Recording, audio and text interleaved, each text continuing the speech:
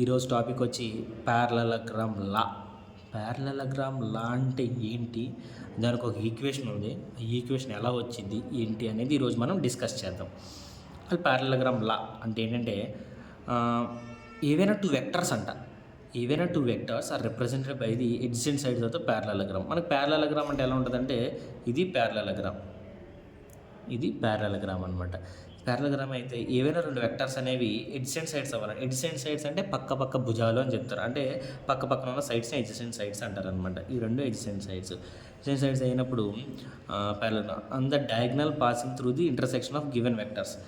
ఈ డయాగ్నల్ అనేది ఈ రెండింటిలో వెక్టర్స్ ఇంటర్సెక్షన్ నుంచి పాస్ అవుతుందంట. Okay, of the vectors is represent the resultant both direction magnitude. ఈ వెక్టర్ ఏం రిప్రజెంట్ చేసింది అంటే ఈ రెండు వెక్టర్స్ యొక్క డైరెక్షన్ మ్యాగ్నిట్యూడ్ని ఈ వెక్టర్ అనేది డయాగ్నల్ అనేది రిప్రజెంట్ చేసిద్ది అని చెప్తున్నాడు అనమాట. అంతే, ఇదే ప్యారలలోగ్రామ్. ప్యారలలోగ్రామ్ అంటే అంతే, ఇంత మించి ఇంకేం గొప్పగా ఉండదు. So let P and Q be the adjacent vectors. TEQ అనేది రెండు ఎడ్జసెంట్ వెక్టర్స్. థీటా మీద యాంగిల్ బిట్వీన్ దెమ్, ఈ థీటా అనేది రెండింటి మధ్య angle. Construct the parallelogram OABC. Extend the line OA and draw the normal D from C. ఓఏని కొంచెం extend చేసి సి నుంచి నార్మల్ గీసాం అనమాట. ఎందుకు గీసామని తర్వాత చూద్దాం. The diagonal OC the resultant R both direction magnitude.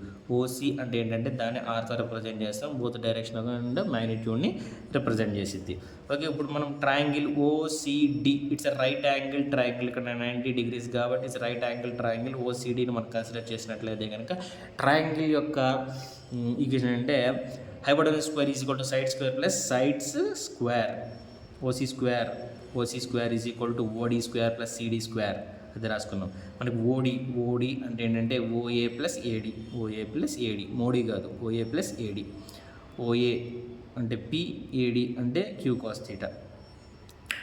ఇప్పుడు ఇది వచ్చింది మనకి. సిడి అంటే Q sine theta.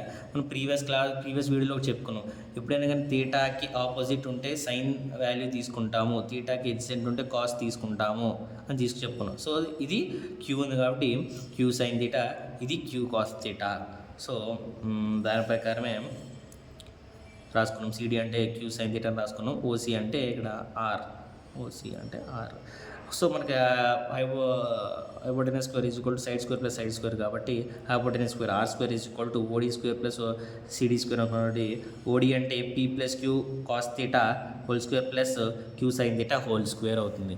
Whole square అయినప్పుడు ఇక్కడ పీ స్క్వేర్ ప్లస్ క్యూ స్క్వేర్లు A plus B whole square కాబట్టి A square plus B square plus 2ab cos theta కింద రాసుకున్న తర్వాత 2ab కింద రాసుకున్న తర్వాత క్యూ స్క్వేర్ కామన్ తీస్తే పీ స్క్వేర్ ఇక్కడ ఉంది, క్యూ స్క్వేర్ కామన్ తీస్తే ఇక్కడ కాస్ స్క్వేర్ ఉంది, ఇక్కడ సైన్ స్క్వేర్ ఉంది. రాసుకున్న తర్వాత మిగిలింది 2pq కాస్ థీటా రాసుకున్నాం. Sine square plus cos square అంటే 1, p square plus q square plus 2pq cos theta, ఇదే ఆర్ స్క్వేర్ వాల్యూ వచ్చేసింది.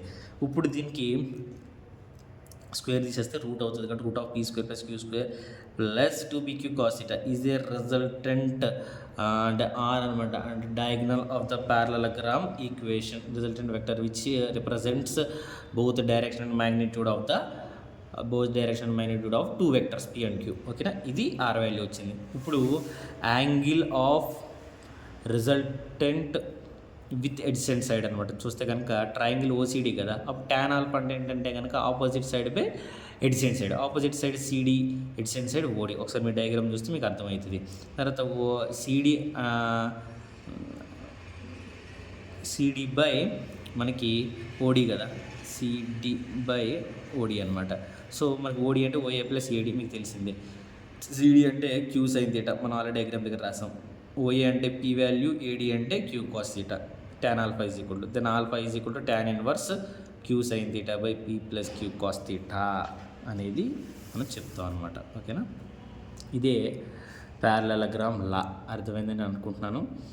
అర్థమైతే కనుక సబ్స్క్రైబ్ చేయండి. Thanks for watching.